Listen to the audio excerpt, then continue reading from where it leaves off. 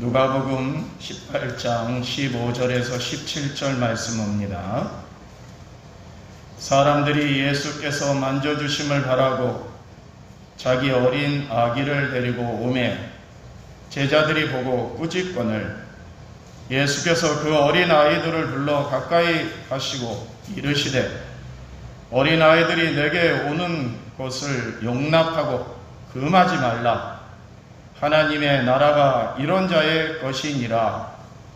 내가 진실로 너희에게 이르노니 누구든지 하나님의 나라를 어린아이와 같이 받아들이지 않는 자는 결단코 거기 들어가지 못하리라 하시니라. 아멘. 할렐루야. 인사 나누시죠. 사랑합니다. 네, 반갑습니다.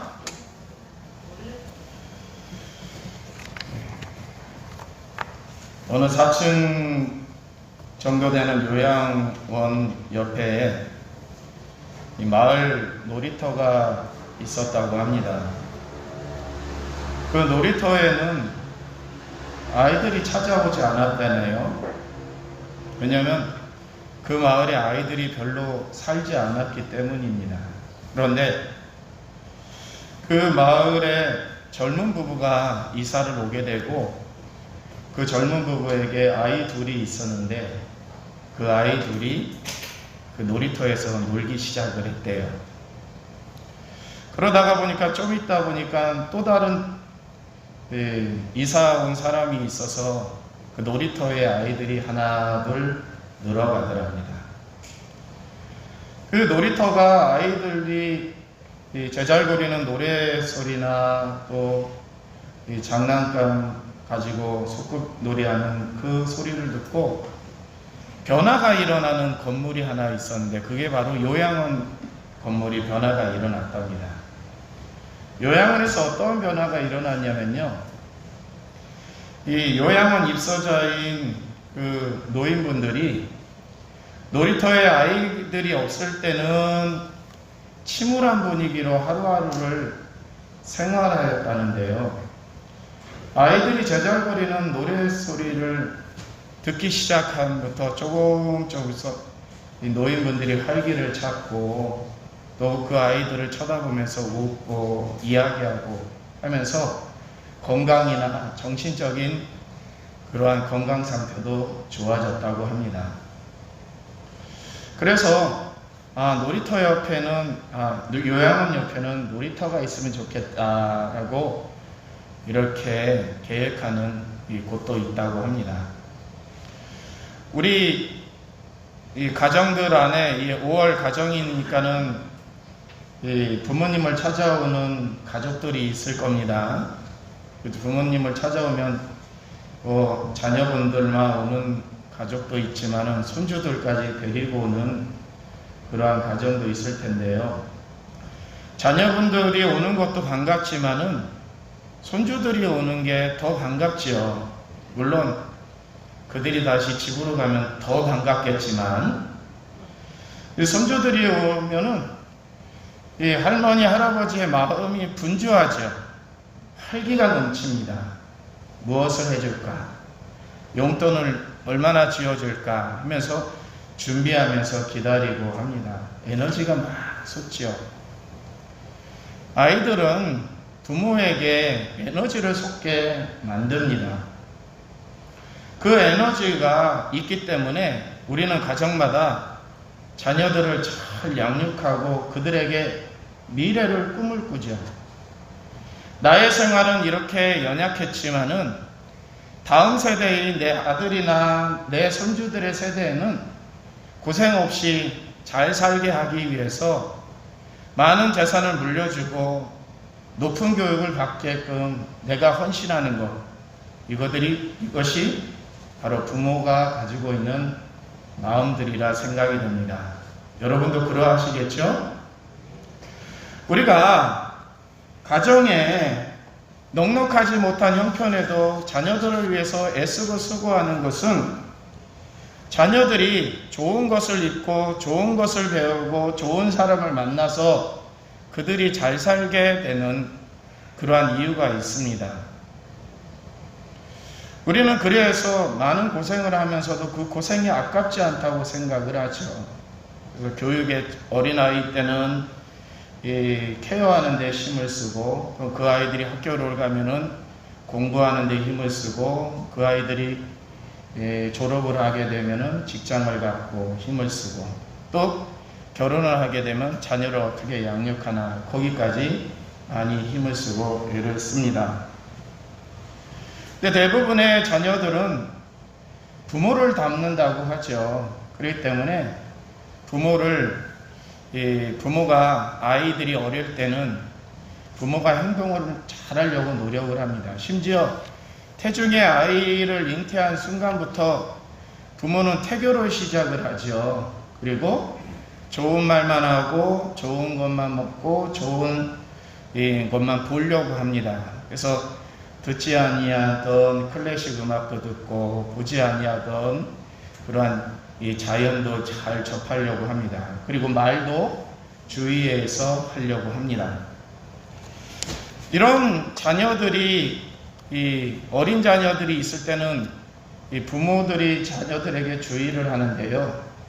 그 아이들이 학교를 가면은 이제 부모의 영향에서 선생님이나 또래 집단 아이들, 더 나아가서 사회의 영향을 받기 시작을 합니다. 영향을 받다 보니까 동심으로 가득 찼던 따뜻한 마음을 가졌던 우리의 자녀들이나 손주들이 어떻게 변해요? 때로는 싸움을 하고 들어오기도 하고, 때로는 도적질하기도 하고, 때로는 폭력에 연루돼서 파출소에 왔다 갔다 하기도 하고, 그것이 자녀들의 마음을, 부모의 마음을 아프게 합니다. 이들이 성장하면 성장할수록 그것들이 좀 더 염려스럽네요. 사회에 나가서는 학교 다닐 때는 친구들하고 싸우고 반성문 쓰는 데서 그쳤다고 하면은 이제는 파출소에 가서 법정에 들락날락하는 자녀들이 생깁니다. 물론 그렇지 않은 자녀들이 더 많이 있지요. 모델이 중요한데요. 우리가 어떠한 모델을 가지고 살아가느냐. 어릴 때 우리 자녀들에게는 부모가 좋은 모델이 되려고 노력을 합니다. 근데 그 자녀들이 사회에 나가기 시작을 하면은 새로운 모델을 발견하게 됩니다. 좋은 선생님을 만나서 선생님을 모델로 삼는 자는 공부를 열심히 하는 학생이 되고요. 폭력 집단의 우두머리가 부러운 학생은 또래 집단에서 왕이 되려고, 왕초가 되려고 노력을 합니다. 우리 아이들이 과연 어떤 모델을 가지고 살아가느냐, 우리가 관심을 가지고 그들을 지키고 인도해 주는 것이 부모의 사명이죠. 부모가 아무리 애써도 물론 속 썩는 자녀들이 있기도 합니다. 그렇지만 부모는 끝까지 포기하지 않고 자녀를 위해서 애쓰고 수고하는 것이 바로 부모의 역할이라고 할 수가 있겠습니다. 어거스틴의 예를 여러분은 몇 번 들으셨을 텐데요. 어거스틴은 불황하였다고 하죠. 어머니 모니카가 아무리 어거스틴을 케어하려고 하더라도 밖에 나가서 못된 친구들과 어울려서 싸움하고 술 먹고 노름하고 맨날 술에 찌든 대로 돌아와서 집안도 막 때려부수고 하는 불황한 어거스틴이라고 했죠. 근데 어머니 모니카는 그 자녀를 포기하지 아니하고 날마다 기도하였다고 합니다.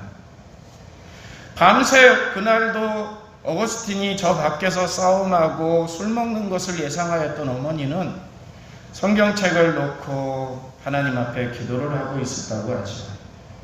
술 먹고 돌아오는 어거스틴이 문을 열려고 할 때 창문 안쪽에서 어머니가 울부짖는 기도 소리를 듣습니다. 술기운이. 그런 다음에 어거스틴이 변화를 받죠. 그리고 나서 그 어거스틴이 성인으로 추앙받았습니다. 그래서 어거스틴의 이름 앞에는 세인트, 성 어거스틴이라고 하는 별칭이 항상 지금까지 따라옵니다. 모델이 중요한데요. 부모가 하나님께 기도하는 모습을 어거스틴에게 보여주었더니 불황아도 변했다는 겁니다. 그런데 그 모니카가 어거스틴을 일찍 포기하고 기도마저 하지 않았다고 하면은 그 어거스틴은 어느 뒷골목에서 누군가에 의해서 죽어도 그렇게 놀랄 일이 아니었을 겁니다. 미국의 여성 잡지에서 자녀를 둔 어머니들이 조심해야 할 5가지 말을 제시하였는데요. 너는 너를 왜 낳았는지 모르겠어. 너를 왜 낳았는지 모르겠어. 이 말을 한 번이라도 해본 적이 있으신 분, 자녀들에게 이 말을 한 번이라도 해보신 적 있으신 분 없으세요? 우리 교인들은 100점짜리입니다. 다 같이 박수. 솔직히 대답하기입니다. 네. 너는 왜 다른 애들처럼 못하니? 한 번이라도 해보신 적 있는 분? 저는 그랬는데요. 우리 자녀들에게 너는 왜 다른 애들과 다른 애들이 하는 것만큼 못하니? 라고 해본 적 있어요. 여러분 없으세요? 있어요. 근데 손 안 드세요. 손들기를 하는 거. 근데 저기 동서지간에 같이 있으시네요. 그죠? 박영희 권사님도 드셨는데. 또 한 번. 내가 도대체 몇 살이니? 너 몇 살인데 그런 짓을 하니? 이렇게 해보신 적 있는 분? 없으세요? 예, 한 분 있어요. 이 바보야. 이 바보야. 있으신 분? 똑같은 말이 아니더라도 비슷하면 이렇게 표시하는 겁니다. 우리 박영희 권사님 계속 손 드시네요. 시끄러워. 엄마를 제발 괴롭히지 마. 바빠 죽겠어. 이렇게 하신 분. 그건 맞네요. 살면서 바쁜 일이 많으니까 자녀들에게 그런 걸 많이. 이거는 자녀들에게 부모로서 하지 말아야 할 이 말이라고 합니다. 여기 한 번도 해당하지 않으시는 분, 한 번도 해당하지. 고장로님은 자녀가 없으니까. 그래도 맞죠, 맞죠. 나도 한 번도 안 해봤다. 한 번도 안 해보신 분, 모범적인. 우리 김순자 권사님 한 번도 안 해. 우리 김순자 권사님에게 좋은 어머니상 박수. 너는 너를 왜 낳았는지 모르겠어 라고 하는 이 자녀가 이러한 말을 부모에게 들었다고 하면은 자기 존재를 부정하는 거기 때문에, 이 부모는 쉽게 얘기해도 자기 존재를 부정하는 거기 때문에 나는 세상에 쓸모없는 존재인가 보다 라고 인식한답니다. 너는 왜 다른 애들처럼 못하니? 라고 하는 말을 들은 자녀들은요, 내가 아무리 노력해도 나는 다른 애들보다 뒤처지나 보다 라고 자포자기할 수도 있답니다. 내가 도대체 몇 살이니? 라고 하는 얘기를 들었다고 하면은요, 나는 또래보다 정신연령이 낮은가 봐 라고 비관한다고 합니다. 이 바보야 라고 하는 말을 들었다고 하면은 자신감이 없어진다고 합니다. 그리고 시끄러워, 제발 엄마를 괴롭히지 마 라고 하는 말을 들었다고 하면은, 사실 자녀들은 엄마와 대화하고 싶고 엄마가 놀고 싶어서 얘기하는 건데, 엄마가 자기를 귀찮아한다고 생각을 하면은요, 마음의 문을 닫아버린답니다. 근데 이러한 말을 듣고 자란 아이들은요, 이러한 말을 듣지 아니한 자녀들보다 훨씬 문제를 일으킬 가능성이 많다네요. 독일의 정신분석 학자이며 사회심리학이라고 하는 유명한 에릭 프롬이라고 하는 분이 있습니다. 이분은 1980년대까지 사셨는데요. 이분이 이 살아생전에 유명한 이 글들을 많이 남겼는데요.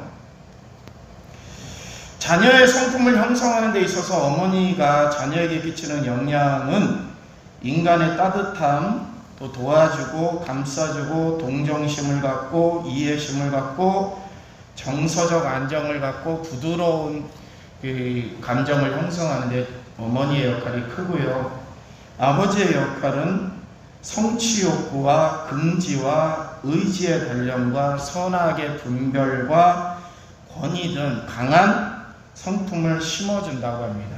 쉽게 말해서 건전한 어머니와 아버지의 그 돌봄을 받고 자란 사람들은 어머니에게서는 따뜻한 마음을 갖게 하고요, 아버지에게서는 그 올바른 정신을 이렇게 교육받고 자란답니다.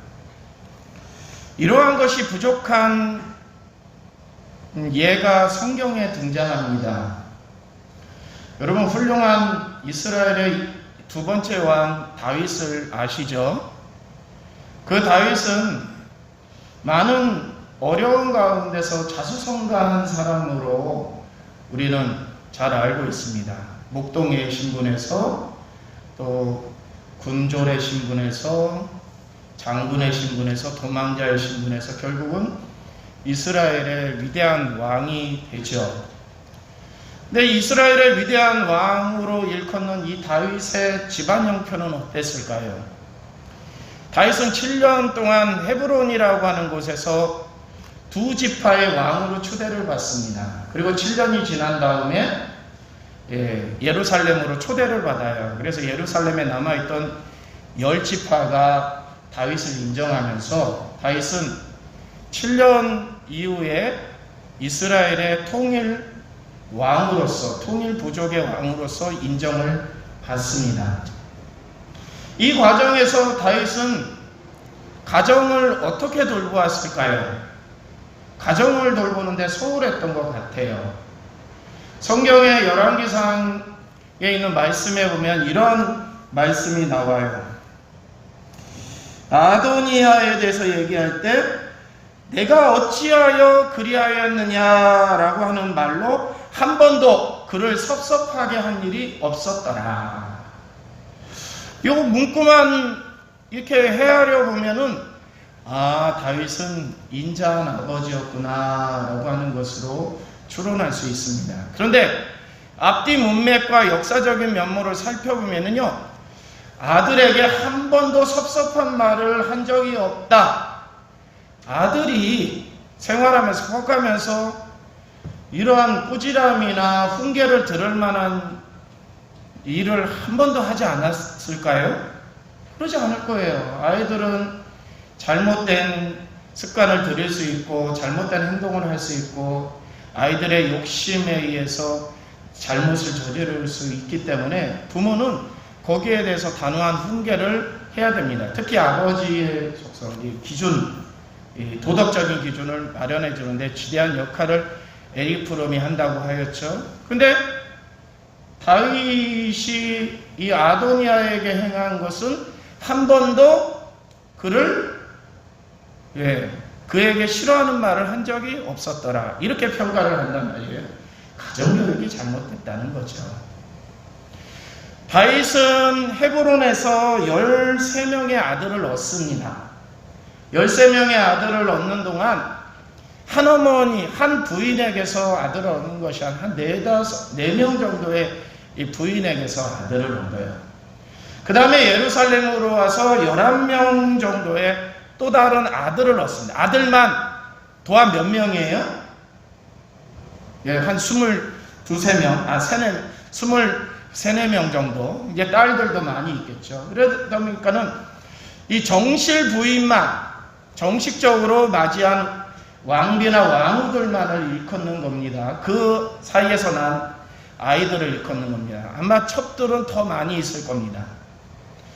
헤브론에서 왜 이러한 이 부인들을 많이 얻었냐면요, 이 두 지파에서 이 왕으로 초대를 받았지만은 다윗은 연약했어요. 그러니까 부족들의 힘이 필요했겠죠. 부족의 딸들을 다윗의 아내로 맞이하고 부족들도 다윗에게 잘 보이기 위해서 자기의 딸들을 준 겁니다. 이러할 때 거기서 얻어졌던 아들들이 있어요. 그 아들들을 제대로 교육할 수 있는 여건이 안 됐을 겁니다. 지금 아직 10지파하고 대치 중에 있는 상황이니까. 예루살렘에 돌아와서 통일 왕이 되었지만 여전히 다윗은 가정을 돌볼 여력이 없었던 겁니다. 아버지의 단호함이 자녀에게 없었어요. 아이들을 잘 양육해주는 도덕적 기준을 마련해줘야 될 것이 다윗에게는 부족했던 겁니다. 그럼 어머니들의 따뜻함으로 자녀들을 감싸주었다고 하면 어느 정도의 보완을 했겠죠? 근데 이 어머니들이 따뜻함으로 자녀를 양육했을까? 그러진 않았던 것 같아요. 왜냐하면 경쟁 사회에 있었잖아요. 부인들이 많았으니까. 그 많은 과정에서 내 아들이 차기 대권주자, 왕이 되었으면 한다라고 하는 욕망에 의해서 많은 부추김을 하였을 겁니다. 나중에 이 압살롬이라고 하는 세 번째 아들이, 헤브론에서 얻은 세 번째 아들이 암논이라고 하는 첫 번째 형을 죽여요. 베다는 첫 번째 형을 죽입니다. 그 이유는 암논이 이 압살롬의 친여동생을 겁탈했기 때문이에요. 물론 사랑해서 처음에 그를 품었지만은 품은 다음에 매정하게 버렸거든요. 이것에 앙심을 품었던 압살롬이 군사를 조련을 해가지고 사병을 조련해가지고 암논을 죽입니다. 여기에 다윗이 단호했다고 하면, 도덕적으로 단호하고 또한 기준적으로 형식적으로 단호했다고 하면은 압살롬에게 무엇인가를 제재를 가해야 됐잖아요.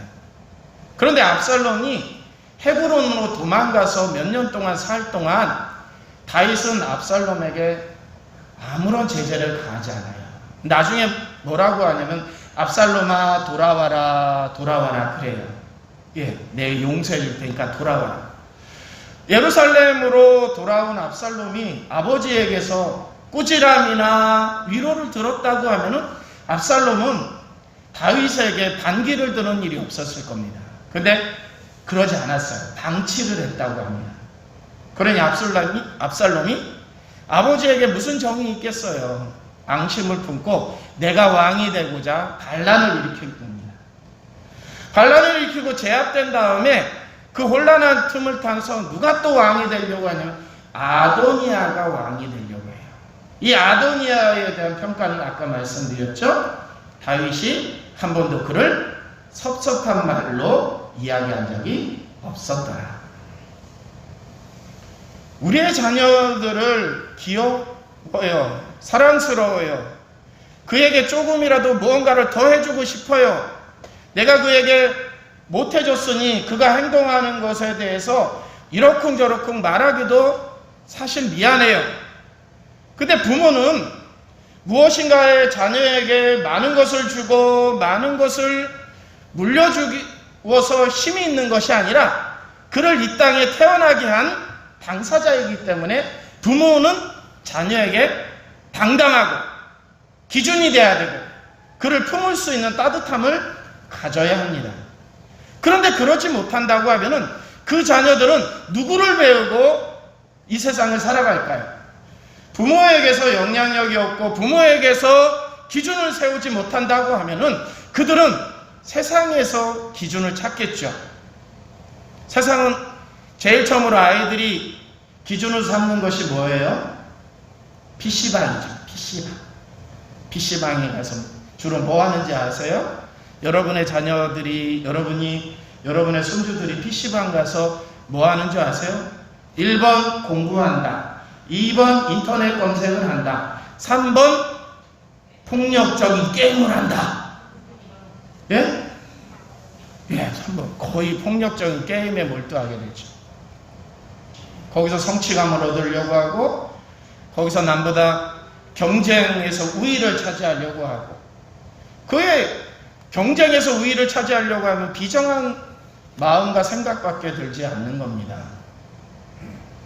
가정에서 기준을 찾지 못하면 사회에 나가서 기준을 찾는데 PC방에서 찾고 또래 집단에서 찾고 경쟁 사회 안에서 찾고 사회에 나가면 따뜻하게 그를 맞이해 주지 못합니다. 이 경쟁에 휩싸여 있는 거죠. 그러면 우리의 자녀들의, 우리의 손주들의 미래는 밝을까요? 어두울까요? 어둡게 되는 것입니다. 오늘 본문에 있는 말씀에 보면 우리가 익히 늘 귀에 들어왔던 말씀이죠. 예수님의 제자들이 예수님께 오는 아이들을 물리치자 예수님이 이 아이들을 데리고 이 아이들처럼 어린아이와 같이 아니하면 천국에 갈 수 없느니라 라고 하는 그런 말씀. 저는 이 익히 들었던 말씀을 오늘 잠깐 거론하려고 하는 것이 아니라 저는 그 전에 이 아이들을 데리고 온 부모에 대해서 오늘 짚어보려고 합니다. 부모가 예수님께 아이들을 데리고 왔어요. 왜 데리고 왔을까요? 당시 풍습으로는 이 아이들이 랍비로 하여금 말씀을 듣고 기도를 받는 것을 어린아이들을 가진 부모들이 바라는 소망이었다고 합니다. 그래서 랍비가 흔하지 않았던 시대에 가르침을 해주는 사람, 선지자들이 흔하지 않았던 시절에 우리 동네에 선지자가 왔다, 랍비가 왔다, 선생님이 왔다라고 하면은 부모들은 아이들을 데리고 그 랍비에게로 달려간답니다. 그리고 랍비가 하나님의 말씀을 증거할 때 그 앞에서 랍비의 말을 듣게 하고, 랍비가 그 말씀을 끝나면 랍비에게 가서 선생님, 우리 아이에게 축복 기도해 주세요 라고 해서 기도를 받았다고 합니다. 이것이 일반적인 교육의 형태입니다. 그 당시에 부모가 그 자녀에게 성경에 대한 교육을 가르칠 만한 능력이 안 됐겠죠. 언어도 잘 몰랐을 거고 전해 내려오는 예언서들도 잘 몰랐을 거고, 이러한 가운데 신앙교육을 할 수 있는 누군가가 왔다고 하면은 자기가 모르는 것을 저분이 채워줄 거로 생각하고 그에게 가서 말씀을 듣게 했다고 합니다. 물론 자신도 들었지만요. 그러면서 그가 영으로 깨어있는 선지자 랍비들이 왔으면 그에게 축복 기도를 받게 해서 이 아이가 하나님의 보살핌 속에 들어가도록 그 부모들이 힘썼다고 합니다. 그 힘쓰는 과정에서 바로 이 부모들이 어린아이를 데리고 유명한 랍비 같은 분이 우리 동네에 왔는데 우리 아이들에게 좋은 말씀을 들려주고 축복 기도도 받게 해야겠다 라고 하고 비집고 오니까 이 공동적인 모임에서 아이들이 나타나면 어때요? 시끄럽죠. 막 떠들죠. 막 돌아다니죠. 그런데 그러한 분위기가 형성되자 제자들이 집중하지 못하는 그러한 청중들을 위해서 이 아이들을 물리었던 겁니다. 이때 예수님은 이 아이들의 예를 들으면서 이 아이들은 백지장과 같다. 이게 뭐예요? 이 아이들과 같이 되지 않으면 천국에 갈 수 없다라고 하는 것은 뭐예요? 이 아이들은 백지장과 같은 아이들이니 그 흰종이에 쓰는 대로 새겨진다는 겁니다. 사실 지금 저와 여러분이 예배를 드리고 성경을 보면은 그 성경을 고스란히 받아들이는 분도 있지만 어떤 분들은 뭐냐면 이거 사실이야, 이거 현실에 맞는 거야 라고 하면서 내 살아온 습관과 내 행동에 의해서 잽니다. 그래서 그 말씀을 온전히 받아들이지 못하는 경우가 있어요. 미국에 유명한 집회가 열렸다는데요. 인구가 한 4,500명 정도 왔다고 합니다. 근데 그 집회에 모였던 사람들을 한번 설문조사에서 분석을 했대요. 수치니까 좀 머릿속에 상상하면서 들어보세요. 이 4,500명 모임 중에 400명 정도는 10살 이전부터 예수를 믿게 되었다고 합니다. 10살 이전부터. 600명은 10살에서 14살 사이에 교회를 다녔다고 합니다. 400명은 학교 가기 전에, 그리고 또 600명은 학교 가서 이제 예수를 믿게 되었다. 교회 학교를 말하는 거예요. 교회에 있는 학교를 말하는 겁니다. 또 600명은 14살에서 16살 학생회를 말하는 겁니다. 또 1000명은 16살에서 20살 뭐예요? 청년부를 말하는 겁니다. 또 거의 그 정도가 되니까 거의 몇천 명 됐겠죠. 근데 단 그 모인 사람들 중에 24명만 36세 이후에 교회를 다녔다. 이런 기록이, 이 통계가 나왔다고 합니다. 즉 뭐냐면은 우리 아이들이 백지장 같은 그 아이들 어릴 때 신앙교육을 시켰으면 그 신앙교육이 성인이 돼서 쭉 이어가는데 4,500명 중에 14명만 성인이 돼서 예수를 믿게 된 사람들이라고 합니다. 그 수많은 무리 중에 성인이 돼서 예수를 믿은 사람이 한 몇 명밖에 안 된다는 거예요. 신앙을 이어가기 위해서는 언제부터 예수를 믿어야 되면 어릴 때부터 예수를 믿어야 된다. 여러분 여기서 이제 중간에 예수를 믿은 분도 계시지만은 대부분이 아마 어릴 때부터 신앙생활을 시작했던 분들일 겁니다. 제가 오늘 질문 한번 해볼까요? 여러분 천국에 가십니까? 천국에 가실 걸로 확신하십니까? 천국에 가고 싶으십니까? 왜 천국에 가고 싶으세요? 좋은 곳이기 때문입니까? 좋은 곳이기 때문입니까? 나쁜 곳이기 때문입니까? 두 개 중에 하나 대답입니다. 좋은 곳일까요? 나쁜 곳일까요? 좋은 곳이기 때문에 가고 싶으시죠? 우리 죽음 이후에 천국과 지옥으로 나눈다고 하면 지옥에는 가고 싶지 않으신 거죠? 천국에 가고 싶으신 거죠? 지금처럼 예수 믿으면 천국에 가시겠죠? 근데 여러분의 자녀들은 지금 생각을 해보세요. 여러분의 자녀들은 지금 교회를 안 가고 지금 예수를 안 믿고 지금 하나님을 안 믿고 있으면 그들이 천국에 갈 가능성이 있을까요? 4,500명 중에 24명만이 겨우 성인이 돼서 예수를 믿게 되었다고 하는데 그 24명 중에 여러분의 자녀도 포함될 수가 있습니다. 나중에 50 넘어도 60 넘어도 예수를 받아들이고 포함될 수도 있습니다. 그런데 가능성이 희박해진다는 거죠. 가능성이 희박해진다는 거죠. 갈 수도 있지만 가능성이 희박해진 건 모니카처럼 계속 여러분이 기도하고 눈물의 기도에 씨를 뿌린다고 하면은 여러분의 자녀들이 가능성이 있을 겁니다. 믿습니까? 그런데 희박하다라고 하면 희박하다라는 거죠. 그렇기 때문에 사랑하는 성도 여러분, 그 가능성을 높이시기 바랍니다. 그러기 위해서는 오늘 본문에 있는 그 어머니가 자기의 자녀들을 랍비로 생각하는 예수 앞에 데리고 와서 축복의 기도를 받으려고 소망한 것처럼 여러분의 자녀, 여러분의 손주들도 이 성전으로 이끄시고 하나님의 말씀으로 양육하시기를 바랍니다. 멀리 떨어져 있는 자녀들을 어찌할 수 없어요. 그죠? 사실 제가 여러분에게 물으면 이런 데는 아이고 이제 걔들도 컸고요. 이제 애들도 이제 저기 하고 힘듭니다. 그런데 여러분 기억하세요. 여기에 칠성에 오신다고 하면 그 아이들이 여러분의 자녀들이 칠성에 온다고 하면은 그들에게 기회를 잡으시기 바랍니다. 잡으세요. 성전에 와서 예배를 드릴 수 있는 시간이라고 하면은 그들을 용돈을 주고 꼬시건 때로는 단호하게 이야기하건 그들을 성전에 오는 습관을 들이셔야 돼요. 말씀을.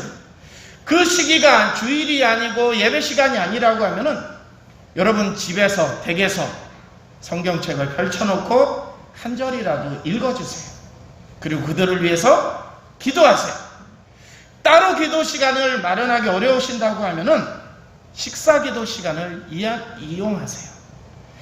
내 어머니, 내 아버지, 내 할머니, 할아버지가 나를 위해서 기도하고 있구나. 예수님을 믿는 내 할아버지, 할머니가 저런 모습을 보이구나. 모델이 되셔야 됩니다.